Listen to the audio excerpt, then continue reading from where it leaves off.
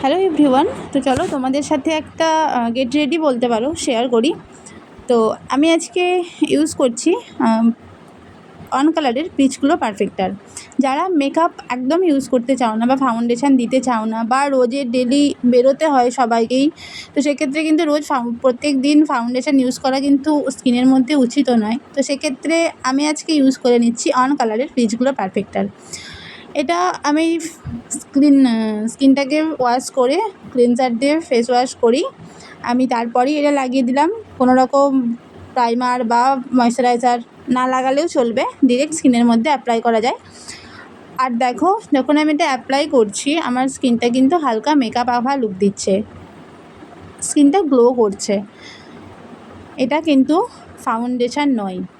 তো যারা foundation use করো না বা যারা রোজের বেরো তাদের ক্ষেত্রে কিন্তু খুব ভালো একটা প্রোডাক্ট কোম্পানি নিয়ে এসছে। অবশ্যই বলবো এটা অরিফ্লেম কোম্পানির প্রোডাক্ট। দেন দেখো, তারপরে একটা কাজল ইউজ করে নিচ্ছি অন কালারেরই একটা কাজল, যেটা ওয়াটারপ্রুফ, স্মাচপ্রুফ এবং অনেকক্ষণ স্টে করবে, মানে গলে যাবে না বা উঠেও যাবে না, অনেকক্ষণ স্টে করবে কাজলটা। দেখো আমি পরে নিলাম। তোমরা যদি লিঙ্ক পেতে চাও অবশ্যই কমেন্ট করো, আমি লিঙ্ক দিয়ে দেবো তোমাদেরকে, এবং এ মাসে অফার প্রাইসেও তোমরা পেয়ে যেতে পারো। এবং যেটা ছাড়া পুরো স্কিনটা ইনকমপ্লিট দেখো, সেটা হচ্ছে লিপস্টিক। এটা ওয়ান কালারের একটা লিপস্টিক, যার কালারটাও আমাকে কেউ না কেউ সাজেস্ট করেছিল, বলেছিল এই কালারটা নাও, তোমার স্কিনে ভালো যাবে। তো আমি লিপস্টিকটা লাগিয়ে নিলাম।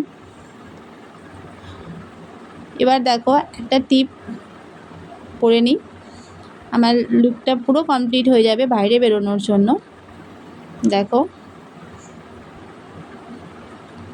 একটা গেট রেডি শেয়ার করা হলো তোমাদের সাথে। তোমরা জানিও কেমন লাগছে দেখতে এবং বাইরে বেরোনোর জন্য রেডি কিনা। Thank you.